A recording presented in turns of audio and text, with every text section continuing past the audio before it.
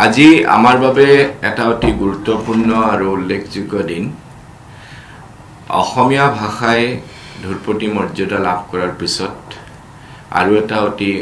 গুৰুত্বপূৰ্ণ পদক্ষেপ আজি সম্পাদিত হ'ল। ৰাষ্ট্ৰপতি ভৱনে অসম চৰকাৰলৈ এক অনুৰোধ কৰিছিল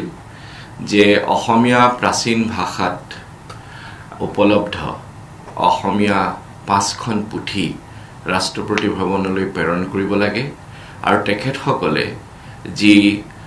প্ৰাচীন ভাষাৰ সংৰক্ষণাগাৰ নিৰ্মাণ কৰিছে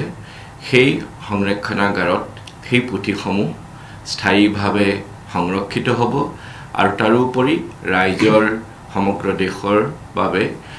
প্ৰদৰ্শনৰ ব্যৱস্থা কৰা হ'ব। আৰু সেই মৰ্মে অসমৰ মাননীয় মুখ্যমন্ত্ৰী ডক্টৰ হিমন্ত বিশ্ব শৰ্মাদেৱে তেখেতৰ পৃষ্ঠপোষকতাত আৰু সক্ৰিয় তৎপৰতাত শ্ৰীমন্ত শংকৰদেৱ কলাক্ষেত্ৰ সমাজক এই পুথিসমূহ সংগ্ৰহ কৰি ৰাষ্ট্ৰপতি ভৱনত প্ৰদান কৰাৰ বাবে দায়িত্ব অৰ্পণ কৰিছিল আৰু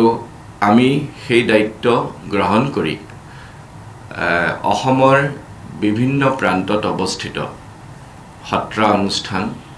বা ব্যক্তি বিশেষক লগত যোগাযোগ কৰি আমি 5খন অতি গুৰুত্বপূৰ্ণ প্ৰাচীন পুথি যিসমূহৰ আয়ু 200 বছৰৰ অধিক সেইসমূহ আমি সংগ্ৰহ কৰি আজি আনুষ্ঠানিকভাৱে ৰাষ্ট্ৰপতি ভৱনৰ সন্মানীয় সচিব দীপ্তি উমাশংকৰ মহোদয়ৰ হাতত অৰ্পণ কৰা হ'ল আৰু এইসমূহ পুথি তেখেতসকলৰ যি সংৰক্ষণাগাৰৰ ব্যৱস্থা কৰিছে তাত